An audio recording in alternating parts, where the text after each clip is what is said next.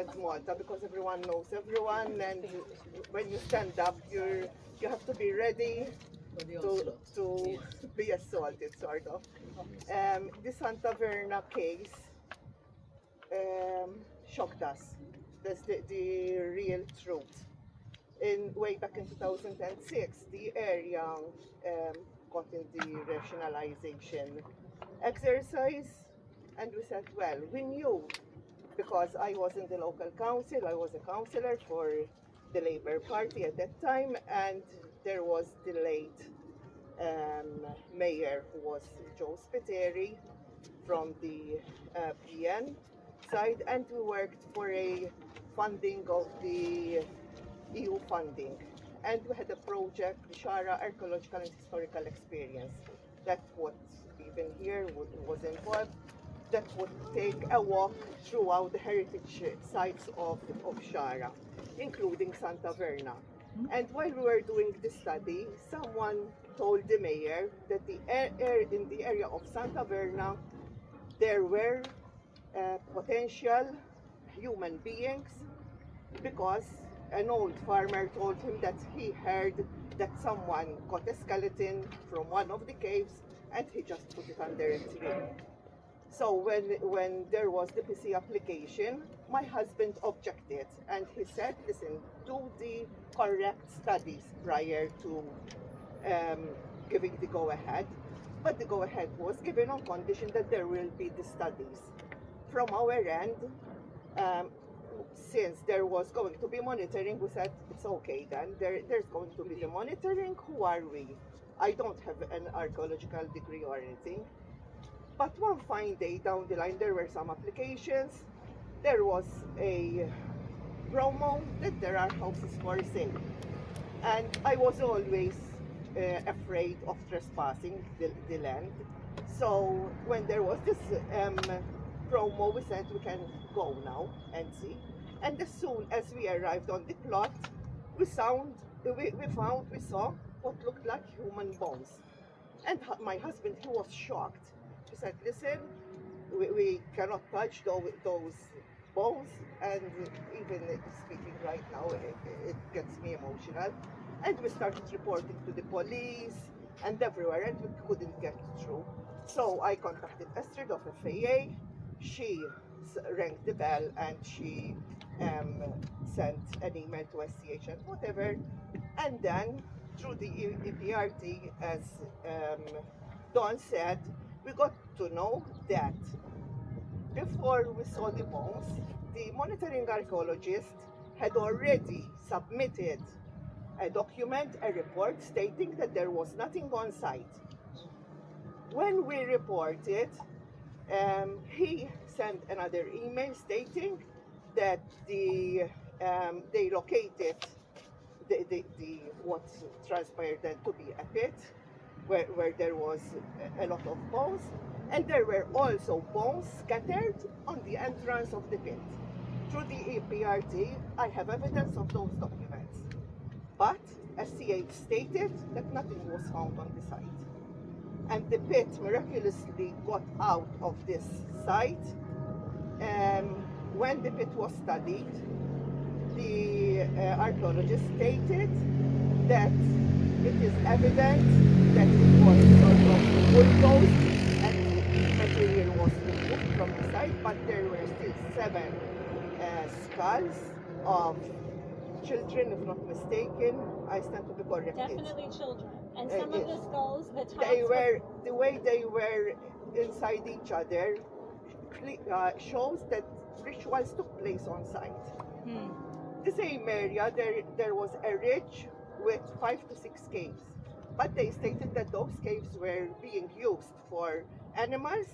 It could be true, because very often those caves, who in prehistorical time where the people used to live, were somehow used later for animals. But they, as Noel said, they gave the go-ahead for these to be destroyed for a fee of 5,000 euros. So in the meantime, we are still in the area, much more findings, and through the grapevine we got to know that more skeletons were found, but we cannot confirm because nothing is coming out from the SCH. Whereas, and on every post that they do, I write back because whereas other places they are declaring Latnia and wherever what they are finding, Santa Verna nothing is coming out except for that pit that we drew the attention to. So our main concern and our demand is even near Gigantiang, even in between Gigantiang, there might have been other findings. Our demand is please do the studies, the actual studies, not bulldozing. The layers, the soil, Don might know better than I do, speaks what is there, the levels of the soil, the different levels, but they are being bulldozed. And even in the area, there is agriculture as well in some areas. And we all know agriculture, they plow and whatever.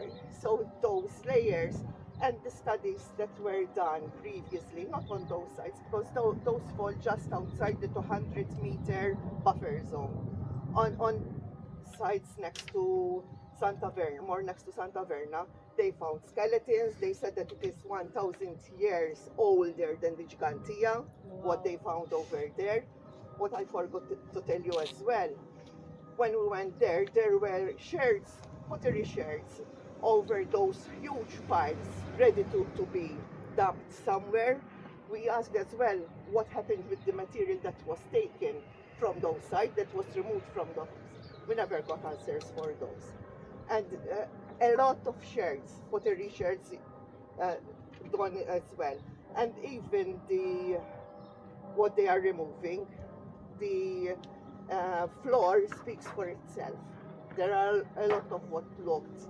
There were round holes, which we don't know for what they were used.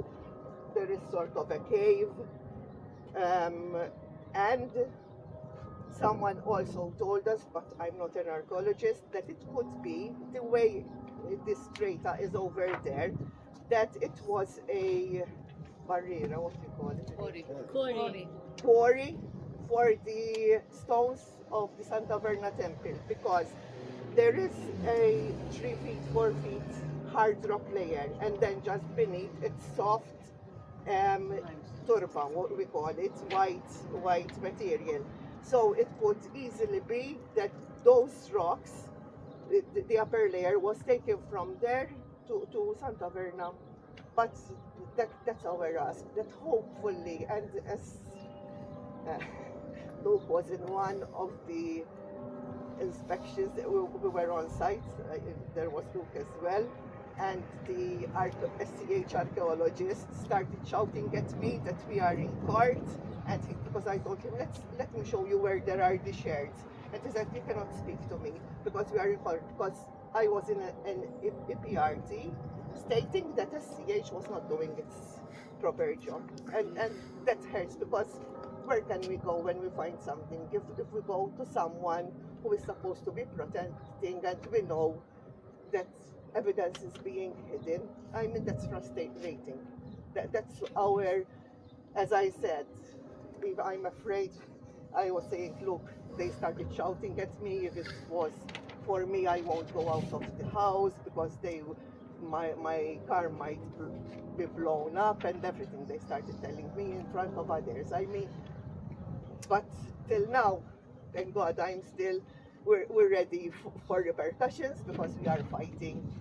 And to be fair, I understand if there are some of families, young families, whatever, there must be a system that the government or whoever buy this land and gives them somewhere else or whatever, because I'm not against people having their homes, but I'm against there is an application for 11 houses with pools, and instead of the area was for houses. They are building flats, they are building garages for minibuses, so that's what hurts most. Sorry for taking your time, but I have to be Thank you. Thank you.